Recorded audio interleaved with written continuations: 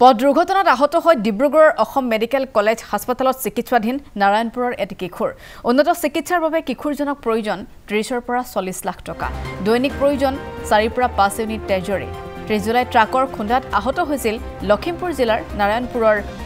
হকৰাহিৰ মৰমজিত বৰুৱা নামৰ এই কিশোৰজনৰ পিতৃহাৰা মৰমজিতৰ চিকিৎসা ব্যয়ক লৈ এটা দিশহাৰা হৈ পৰিছে মাতৃ মৰমজিতক পুনৰ সুস্থ কৰি তুলিবৰ বাবে দৈনিক গাঁৱৰ পৰা গৈ যুৱক যুৱতীয়ে ৰক্তদান কৰিছে উন্নত চিকিৎসাৰ বাবে প্ৰয়োজন হোৱা বৃহৎ পৰিমাণৰ ধন যোগাৰ কৰাত ব্যৰ্থ হৈছে পৰিয়াল লগতে গাঁওবাসীও কিশোৰটিক সহায়ৰ বাবে অসমবাসীৰ লগতে মুখ্যমন্ত্ৰী হিমন্ত বিশ্ব শৰ্মাৰ প্ৰতি কাটৰ আহ্বান জনাইছে গাঁওবাসীয়ে সদাকৈ ব্যক্তিয়ে যদি মৰমজিতক সহায়ৰ হাত আগবঢ়াবলৈ বিচাৰে তেনেহলে এটা নম্বৰত যোগাযোগ কৰিবলৈ আহ্বান জনাইছে আৰু সেই মোবাইল নম্বৰটো হৈছে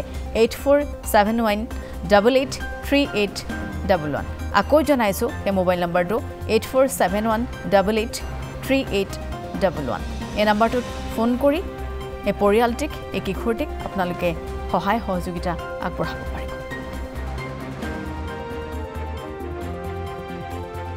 আমাৰ গাঁৱৰে এখন এলপি ট্ৰাকে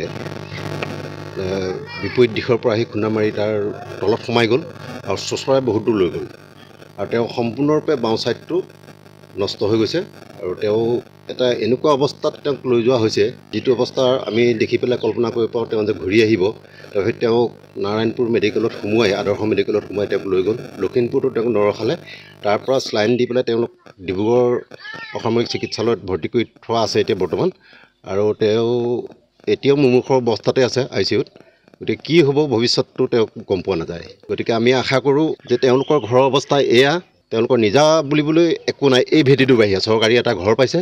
গতিকে আমি তোমালোকৰ নিউজ চেনেলৰ জৰিয়তে আমি এটা বিচাৰোঁ যে তেওঁক অসমবাসী ৰাইজে সহায় কৰক এফালে দৈনিক 4 বটলকৈ তেজৰ প্ৰয়োজন হৈছে তেজ দি আছে আনফালে তেজ গৈ আছে কিন্তু তেওঁক এতিয়া সুস্থ কৰি তুলিবলৈ হ'লে বহু সময়ৰো প্ৰয়োজন বহু টকাৰো প্ৰয়োজন সেয়েহে আমি আজি মিডিয়া মাধ্যমেৰে অসমৰ মুখ্যমন্ত্ৰীক অৱগত কৰিব বিচাৰিছোঁ তেওঁ যদি এই দুখীয়া পৰিয়ালটোলৈ কিছু সহায় আগবঢ়ায় তেন্তে হ'লে তেওঁলোক উপকৃত হ'ব আৰু এটা মই সহায় বিচাৰিছোঁ যে অসমৰ 3 কোটি জনতা আছে প্ৰত্যেকেই যদি এটকাকেও দিয়ে 3 কোটি টকা হ'ব গতিকে এই ল'ৰাটো আমাৰ মাজলৈ সুস্থ অৱস্থায় ঘূৰি আহি ঘৰখনো পুনৰ সুস্থ সবল হৈ চলি থাকক তাকে আমি ঈশ্বৰৰ ওচৰত কামনা কৰিছোঁ